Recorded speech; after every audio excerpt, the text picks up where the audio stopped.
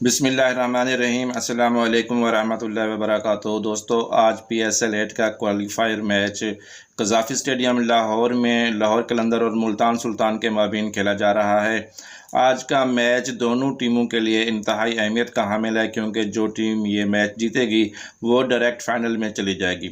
دوستو، ویڈیو میں آگے بڑھنے سے پہلے آپ سے گزارش ہے کہ ویڈیو کو لائک اور شیئر کر دیں۔ اگر چینل پر نئے ہیں تو چینل کو سبسکرائب کر دیں، ساتھ دیے گئے گھنٹی کے بٹن کو دبا دیں تاکہ آپ کو پی ایس ایل کی اپڈیٹس بر وقت ملتی رہے۔ ملتان سلطان نے ٹاس جیت کر پہلے بیٹنگ کرنے کا فیصلہ کیا اور مقررہ 20 اوورز میں 5 وکٹوں کے نقصان پر 160 رنز بنائے ہیں اور 161 رنز کا ہدف دیا ہے لاہور قلندر کو یہ میچ جیتنے کے لیے۔ ملتان سلطان کے اوپنر عثمان خان 28 گیندیں کھیل کر 29 رنز بنا سکے، جس میں 4 چوکے شامل ہیں۔ ملتان سلطان کے کپتان محمد رضوان نے 3 چوکوں کی مدد سے 29 گیندوں پر 33 رنز کی اننگز کھیلی۔ ریلی روسو 12 گیندوں پر 13 رنز بنا سکے۔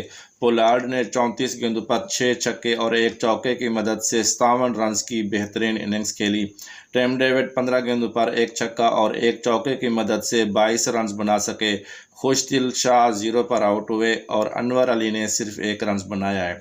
لاہور قلندر کی بولنگ کی بات کریں تو حارث رؤف نے 3 کھلاڑیوں کو پویلین بھیجا، جبکہ زمان خان اور راشد خان نے ایک کھلاڑی کو آؤٹ کیا ہے۔